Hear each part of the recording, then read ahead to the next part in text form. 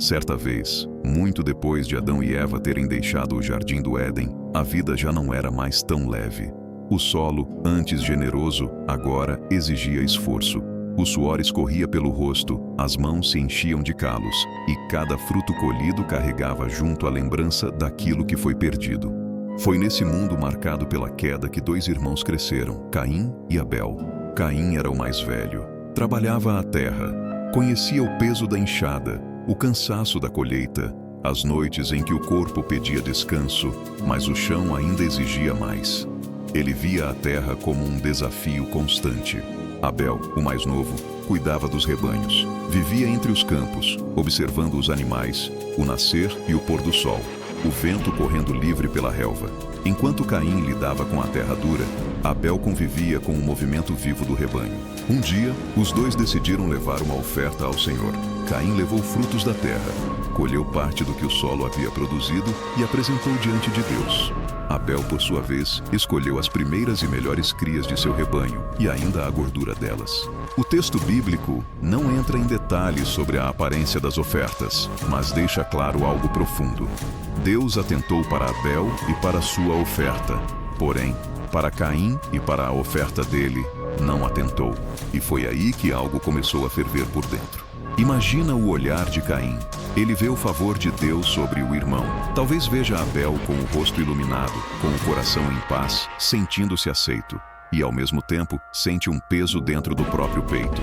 Caim não ouviu um não explícito, mas sentiu o silêncio de Deus. Um silêncio que incomoda, um silêncio que expõe o que está dentro do coração. A Bíblia diz que Caim se irou sobremaneira. O rosto dele caiu, ele perdeu o brilho, perdeu o eixo, perdeu o foco. Mas o mais impressionante é que Deus não ignora esse momento. Ele se aproxima de Caim, fala com ele, não para condenar, mas para alertar. Por que você andas irado? E por que o teu rosto caiu? Se você fizer o bem, não será aceito, mas, se não fizer o bem, o pecado está à porta. Ele deseja te dominar, mas você deve dominá-lo. Caim estava diante de uma encruzilhada. De um lado, a correção amorosa de Deus. Do outro, a voz do orgulho ferido. Era a chance de ajustar o coração, de rever a oferta, de alinhar a intenção. Mas, em vez de tratar a raiz do problema, Caim escolheu alimentar o ressentimento. O texto é curto, mas o silêncio entre as linhas é longo. Talvez dias tenham se passado. Talvez Caim tenha repetido a cena na mente. Abel aceito, ele não. Comparação, inveja, orgulho. Até que um dia, Caim chama o irmão para ir ao campo. Os dois saem. Talvez Abel tenha ido tranquilo, sem imaginar o que estava prestes a acontecer. O campo, lugar de trabalho e rotina, se tornaria palco do primeiro sangue derramado entre seres humanos. Ali, longe dos olhares, Caim se levanta contra Abel e o mata. O mundo, que já conhecia o peso do pecado, agora conhecia o gosto amargo da violência entre irmãos. O chão, que antes recebia sementes, agora recebia sangue. Mas Deus vê, ele sempre vê. O Senhor então pergunta a Caim: onde está Abel, o teu irmão?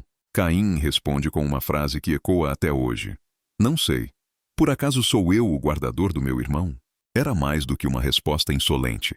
Era a negação da responsabilidade. Era alguém dizendo: eu cuido de mim, o resto não é problema meu. Mas Deus não faz vista grossa. O sangue de teu irmão clama a mim desde a terra.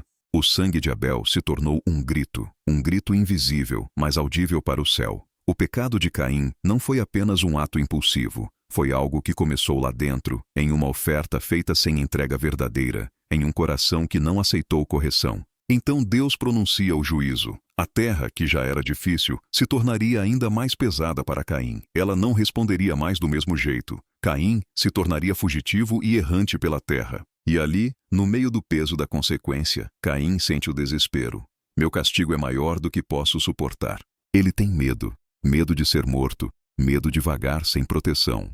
Mas, mais uma vez, a justiça de Deus vem acompanhada de misericórdia. O Senhor coloca um sinal em Caim para que ninguém o matasse. Mesmo depois de um crime tão terrível, Deus ainda o cerca com proteção. Não para anular as consequências, mas para mostrar que, mesmo quando o ser humano falha, ele continua sendo justo e, ao mesmo tempo, misericordioso.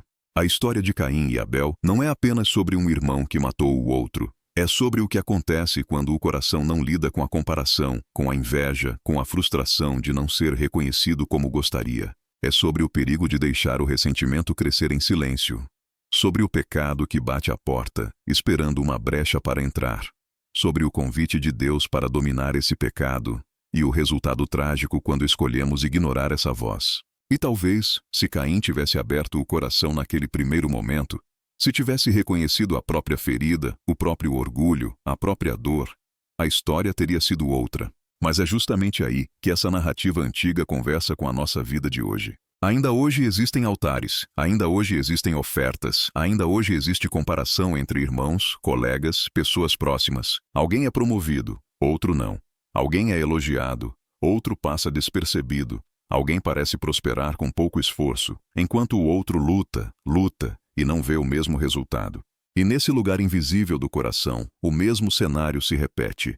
A ira bate à porta, o ressentimento tenta criar raízes, a inveja sussurra que a culpa é sempre do outro.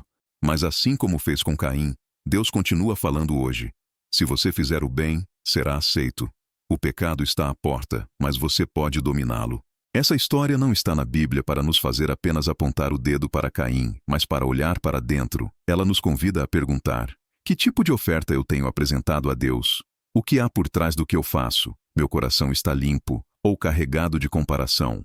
Porque no fim, a verdadeira diferença entre Caim e Abel não esteve apenas no que ofereceram, mas em como ofereceram e em quem estavam se tornando diante de Deus.